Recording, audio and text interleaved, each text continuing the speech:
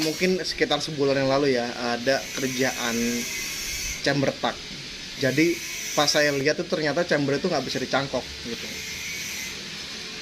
Jadi pas saya lihat kenapa nggak bisa dicangkok, karena lubang valve kecil. Jadi kita agak berisiko kalau kalau kita terpaksakan untuk dicangkok. Resikonya itu ngerinya begini. Pencangkokan pada chamber biasanya itu mempersempit rumah valve.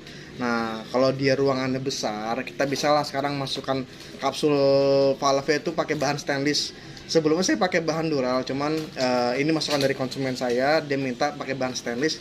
Ya pas saya hitung-hitung, oke, bisa pakai bahan stainless. Jadi untuk chamber retak yang sistem cangkok itu kita ubah pakai kapsul stainless biar dia lebih awet.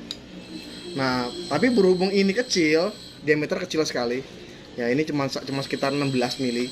Ini kalau 16 mili kita masukkan kapsul, ya berarti ini mau seluas apa nih? Pasti kecil dapatnya. Secara otomatis si power juga jadi akan lebih lemah. Sedangkan yang namanya orang punya PCP itu pengennya powernya agak jos ya.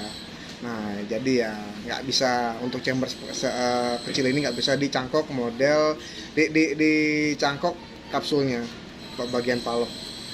Jadi ya ini kita nggak bisa eksekusi untuk perbaikan chamber tuck, nggak bisa. Tapi bukan berarti part-part lainnya ini rusak ya. Jadi sodokan mimisnya, triggernya, hammernya ini masih bisa dipakai karena kita coba untuk mengganti chambernya, blok chambernya dengan blok chamber baru. Ya, ini ya. Jadi ini kita pakai lagi. Set levernya kita pakai pindahkan ke sini. Sodokan mimisnya kita pakai kita pindahkan ke sini. Tapi kalau hammernya kita buatkan baru ya hammernya. Karena kita sesuaikan untuk diameter dia nih. Nah, kemudian ini kita bisa pakai lagi karena bawaan itu dia pakai set taktikal. Triggernya kita bisa gunakan lagi. Oh belum ada per ya. Oh belum ada AC ke bawah, belum ada dari sodokan mimis nih, belum ada baut ke bawah. Tapi secara keseluruhan ini sudah bisa, tinggal finishing aja ini. Jadi teman-teman yang chambernya kecil kemudian retak, part-part lain itu masih bisa digunakan, nggak usah khawatir. Ketimbang teman-teman beli chamber baru yang harganya agak lumayan, kisaran di angka 2 juta ke atas, 2,5 juta gitu ya, kan sayang. Sebenarnya untuk part trigger kan masih bagus, kita bisa gunakan kembali untuk untuk blok chamber barunya. Jadi blok lamanya kita lepas, isian juga kita pisahkan. Kita buat ya setidaknya mirip-mirip lah. Oke. Oh iya, ada juga masukan kenapa om nggak dipotong gitu, kenapa om nggak dibelah seperti dulu. Jadi ketika proses belah seperti dulu, setiap custom itu kan pasti ada resikonya, ada minusnya. Nah kalau dipotong itu segini nih dulu nih, saya potong segini dulu nih, ya kan? Itu biasanya nanti akan ada rembes di sini. Pasti tembakan tuh pasti ada rembes. Kalau nggak di sini di lubang valve sini itu pasti ada. Nah kenapa om nggak dipotong belah seperti ini? Nah, selama pengerjaannya itu manual, itu pasti ada minusnya.